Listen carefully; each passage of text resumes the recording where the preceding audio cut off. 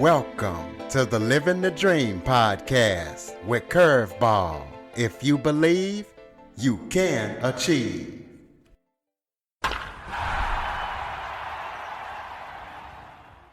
Welcome to the Living the Dream with Curveball podcast, a show where I interview guests that teach, motivate, and inspire. We all remember the names Roosevelt, Churchill, and Stalin, but we rarely talk about the ordinary man who stood in the center of it all. Today's guest is Steve Vesce, an expert on the hidden 20th century architects and author of the book Ordinary Man. It is an award-winning book, and Steve has taken a deep dive into the archives to research the life of Harry L. Hopkins, who started out as someone in total obscurity but became FDR's closest confidant, the vision behind the New Deal, and the pivotal strategist in the victory of World War II. So we're going to be talking to Steve about his book and about Harry L. Hopkins. He's an expert on history, so we're going to be talking to him about everything that he's up to and going to be up to. Steve Vesce, welcome to the show. Thank you, Curtis. Thank you for having me. Why don't you start off by telling everybody a little bit about yourself? Not much really to tell, Curtis. Entrepreneur for most of my career.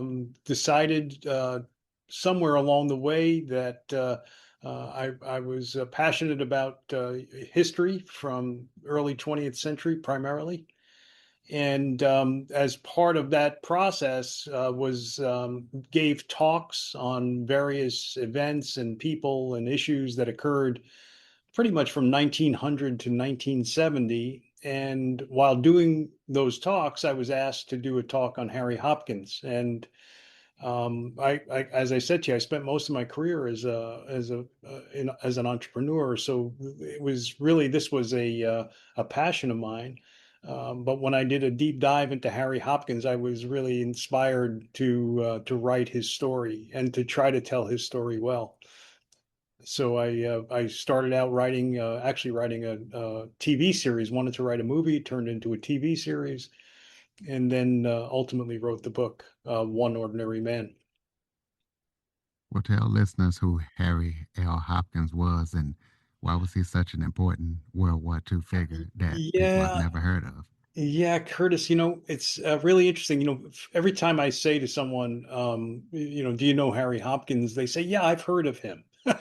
You know, and by the way, that's the case for most folks. They've heard his name, they remember something about him, and like myself, very much like myself, is exactly how I thought of Harry Hopkins before I really understood what he did. He started from really modest guy. He was born and raised in Iowa, went to Grinnell College in Iowa, arrived in New York City in the early 20th century as a social worker, married a woman there by the name of Ethel Gross. They had 3 children, and he did the career path that most of us in the world go through, or they did certainly in the 20th century, which was just kind of this career path from a social worker to a director to an executive director of an organization, and became well recognized as somebody who could manage not-for-profit organizations and manage them well. And it was basically in 1930, after the stock market crash of 29, when Franklin Roosevelt was governor of New York State, and he started a program called the Temporary Emergency Relief Administration, which was really designed to put New Yorkers back to work who had really lost their jobs as a result of the stock market crash.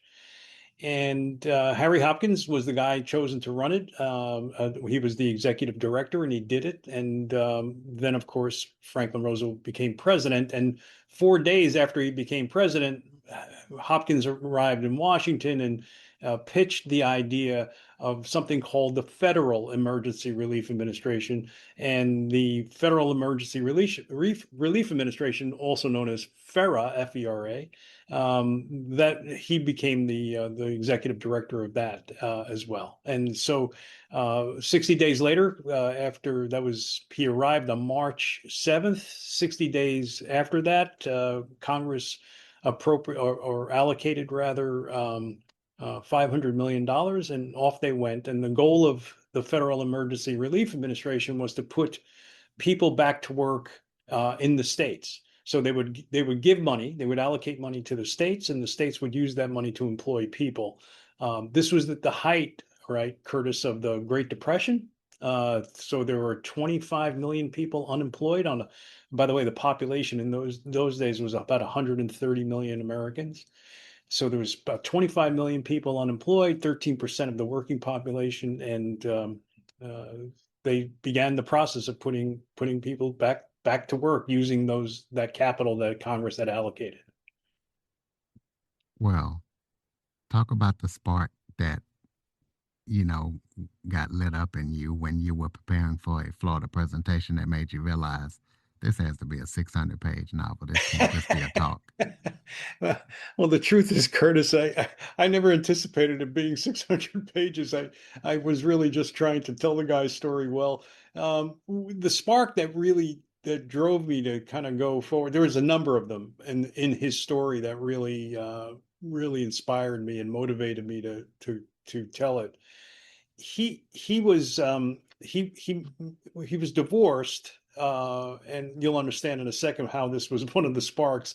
He was divorced in the early part of 1920s. I'm sorry, I apologize, 1930.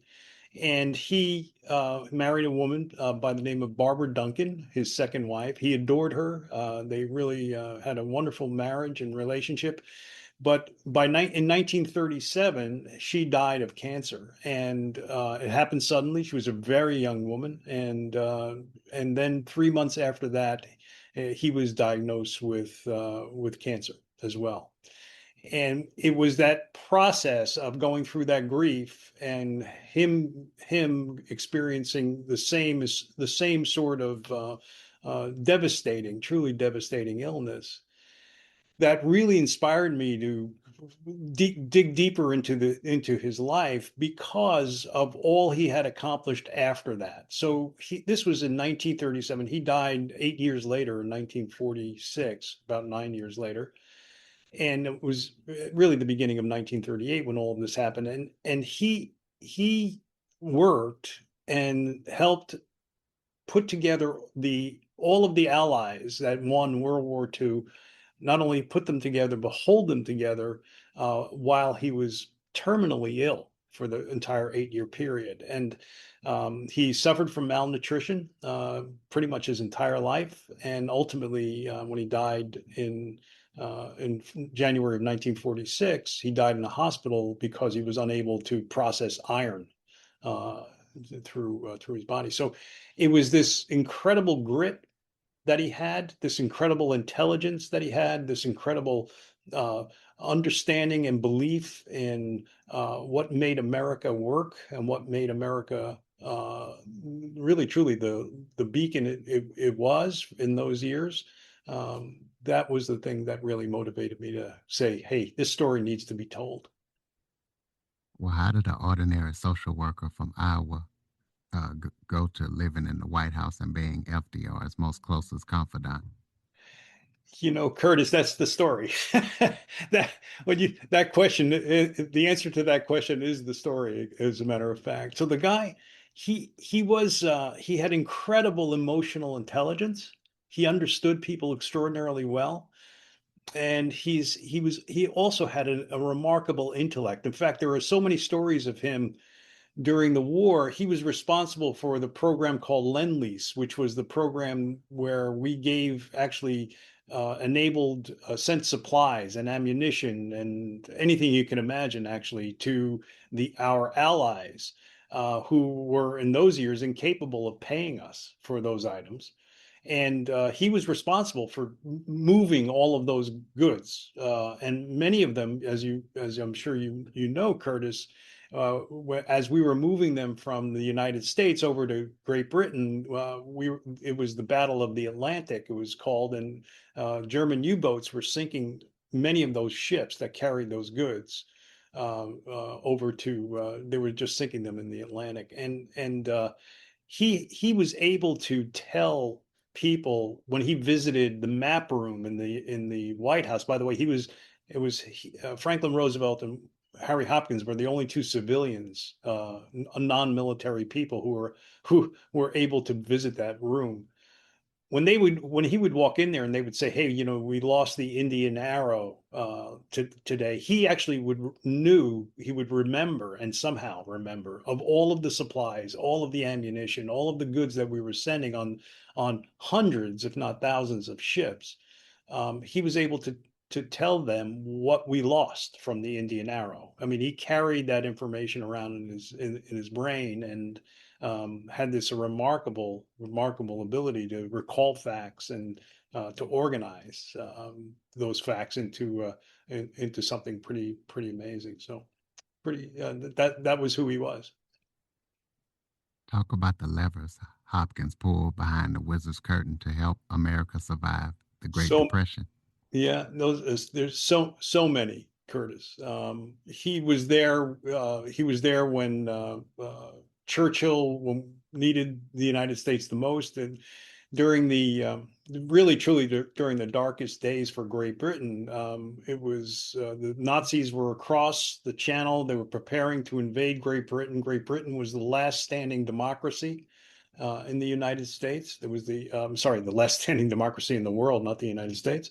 They were alone, and he's sent by Franklin Roosevelt to go to Churchill to understand if Great Britain is going to survive this onslaught that they were under from the Nazis. And he does. He goes there, and he's the one, when he's there, who not only forms a relationship with Winston Churchill, but also gets a deep understanding of the capabilities of Great Britain, that he leaves there saying to Franklin Roosevelt, we should back these guys because they're going to make it. They will win if we supply them with what they need. And that is probably the best example I can give you of somebody pulling the lever. And it was really Hopkins' report, if you will, to Franklin Roosevelt that convinced Franklin Roosevelt to back Great Britain and to really enable us to win the war. Where you describe Hopkins' life as a true hero's journey. So, talk about the greatest obstacle he had to overcome to achieve his extraordinary destiny. Yeah. So Curtis, one of the things, first of all, there were many obstacles, and there wasn't one. But I'm gonna just back up a bit and frame this a little bit differently for us as we talk about this. One of the things that's really incredible to me, and I think to most folks, they understand what was transpiring during that 12-year period. This period from 1933 to 1945 is arguably one of the three most important periods in American history. The first being the Revolutionary War, the second being the Civil War, and the third being this period of time.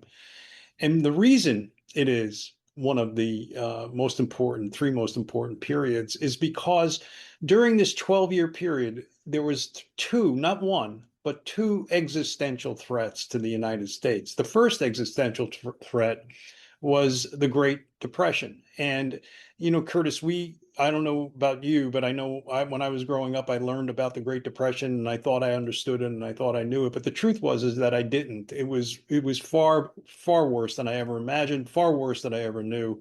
It was truly a devastating to our country.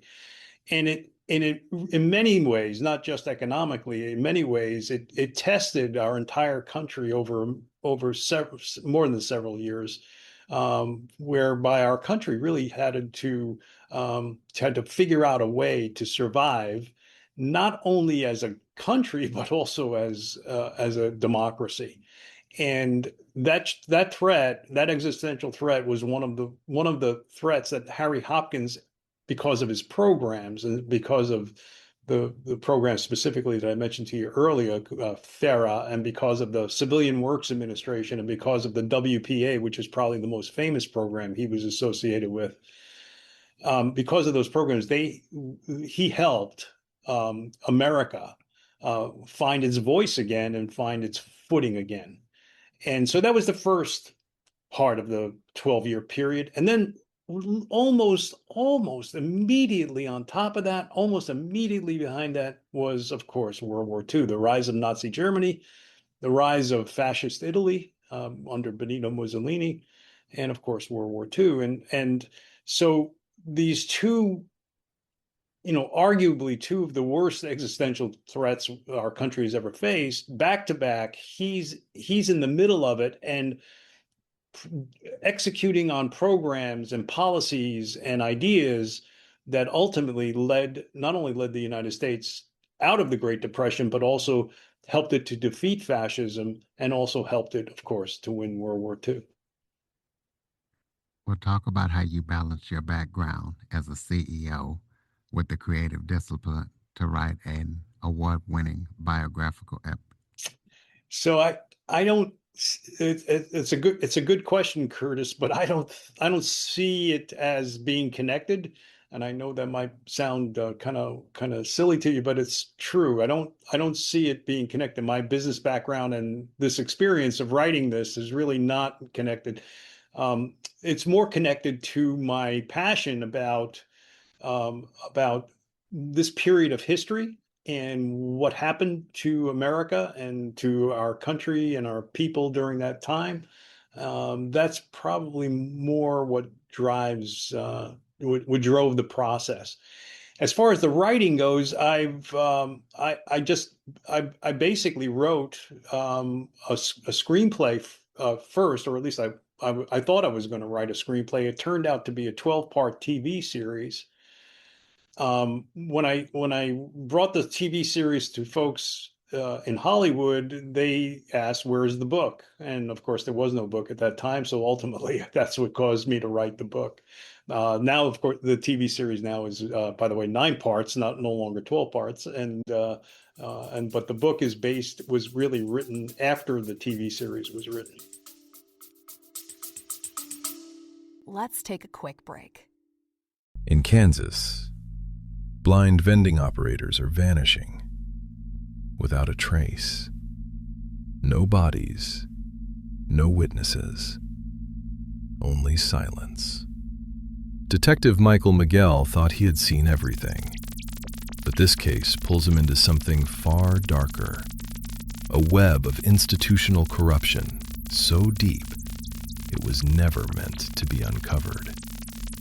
When vulnerable blind people disappear and bureaucracies close ranks, one question remains: who will fight for justice? As Miguel digs deeper, he uncovers a conspiracy reaching the highest levels of power, a system that exploits the very people it was designed to protect.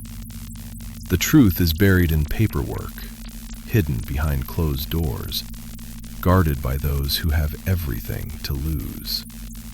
Some conspiracies hide in plain sight. This one hides in the dark.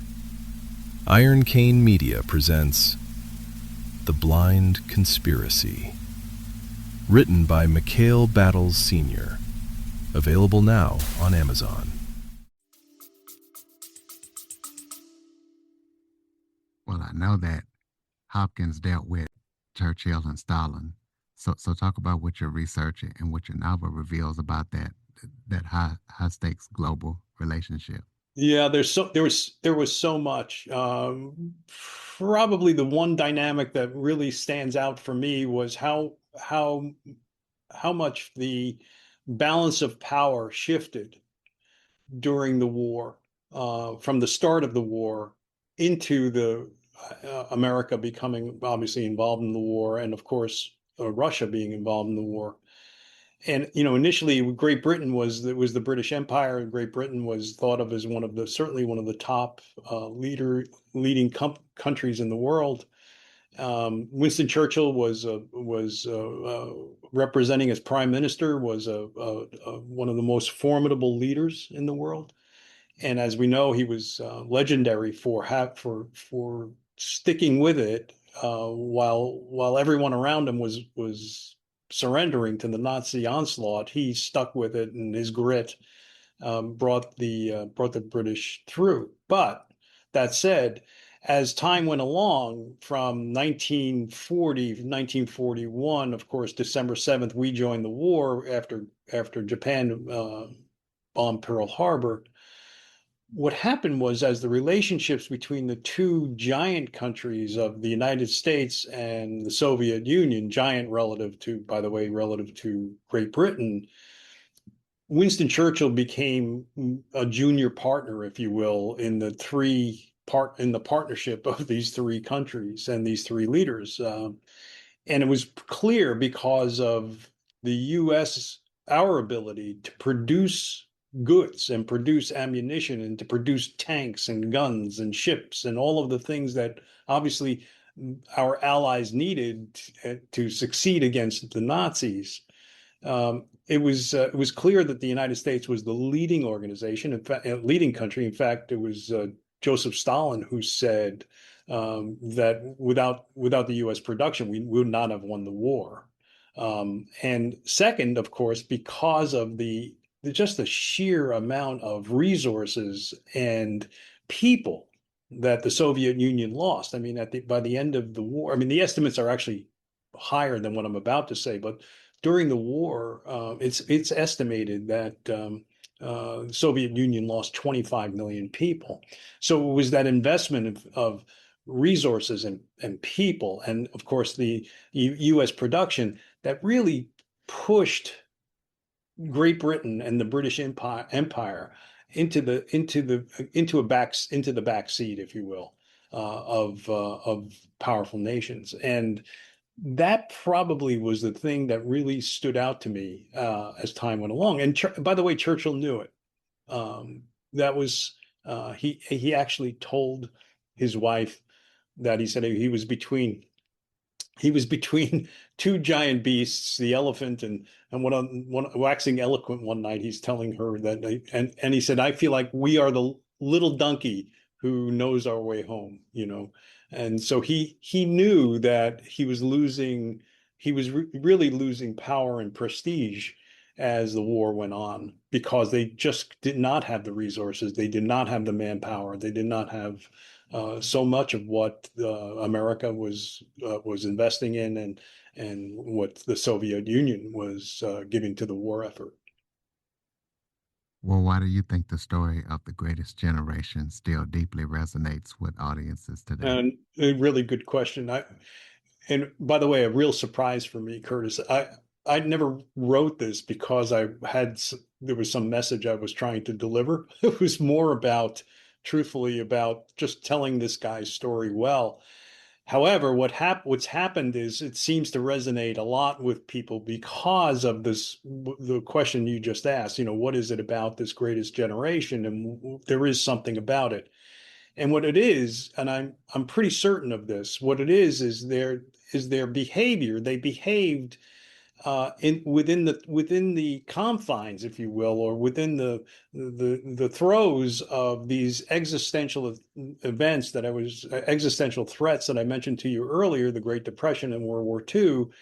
And their motivation and their actions were not based on performative politics, or not based on trying to a 15 or 10-second soundbite.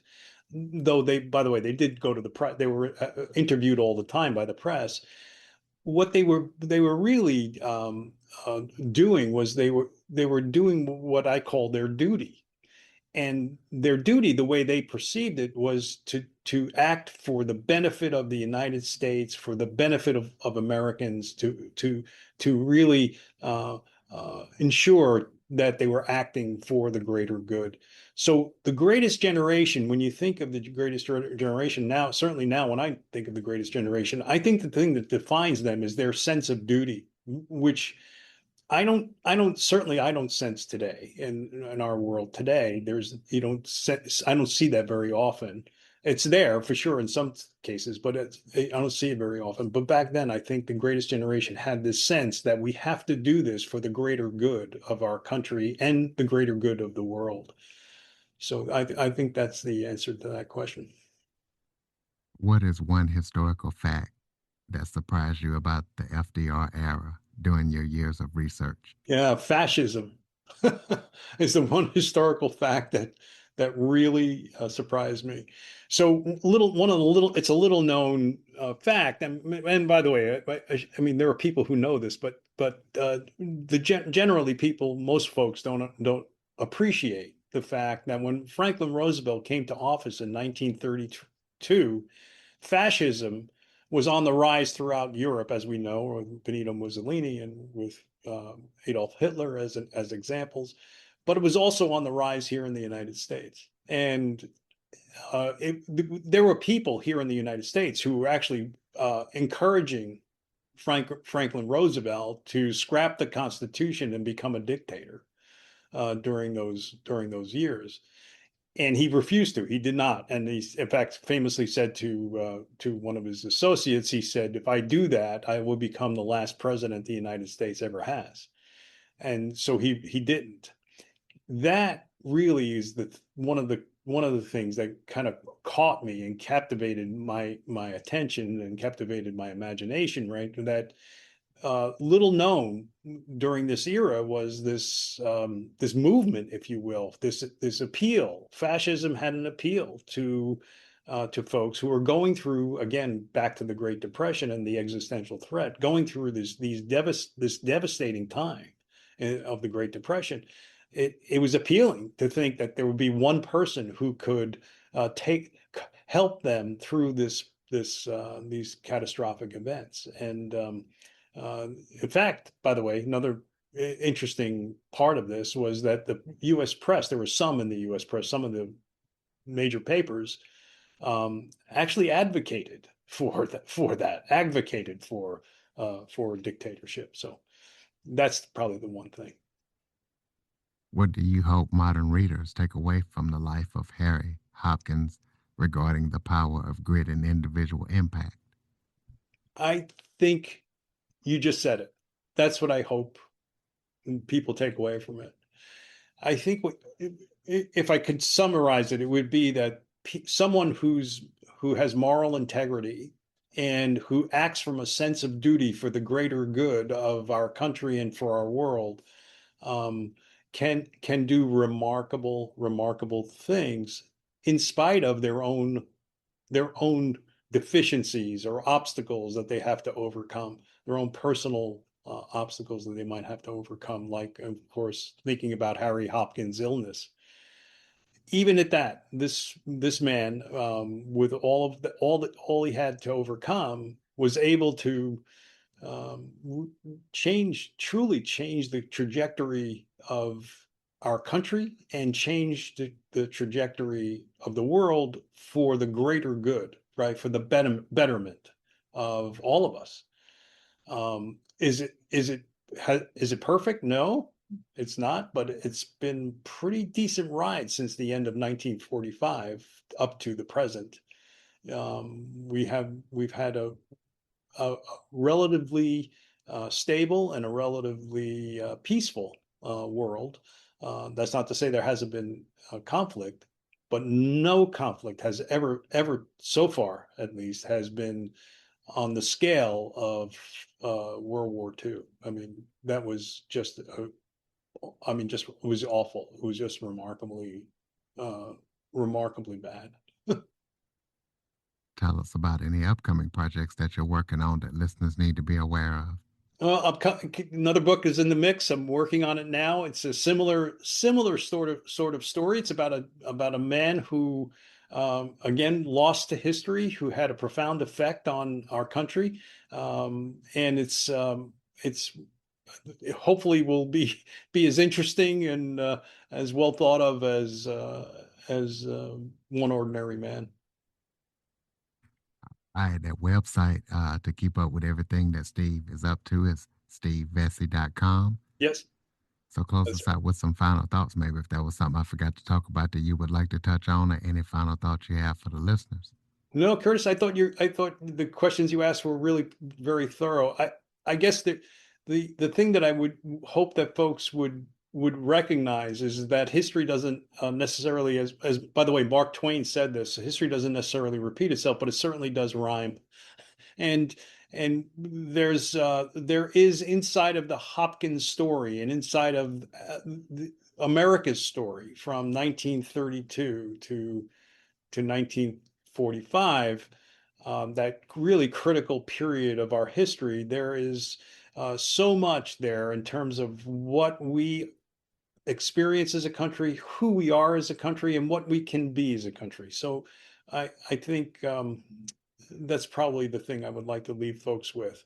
I always go back to, Curtis, the Four Freedoms, January 6, 1941, Franklin Roosevelt, in his State of the Union address, put forward a vision for the country and for the world. Freedom of speech, as you know, freedom of worship, freedom from fear, freedom from want. Four freedoms. Those four freedoms became the war aims of the United States when they surveyed GIs in World War II, and by the way, there were 16 million of them who went through the war. When they surveyed them, the majority said, when they asked them why were they fighting, the majority of them said it was because of the four freedoms. They were fighting for the four freedoms. So for me, that sense of what we could be as a country and what we are, who we might become as a country is really the most powerful message, not from my story necessarily, but from that period of history and from Harry Hopkins' life. All right, ladies and gentlemen. So if you or somebody you know loves history, Steve Vesce is the man to get your information from. Visit stevevesce.com. Check out his biographical epic. It's award winning. And check out everything else that he's got upcoming. And share this episode to as many people as possible. Also, to keep up with all things Living the Dream, if you haven't done so, please visit www.curveball337.com and tell everybody about it that you know, everybody on your social media, everybody in your contacts. Thank you for listening and supporting the show. And Steve, thank you for your research and bringing this stuff to light. And thank you for joining me. Curtis, thank you for your time. Appreciate it. For more information on the Living the Dream with Curveball podcast, visit www.curveball337.com. Until next time, keep living the dream.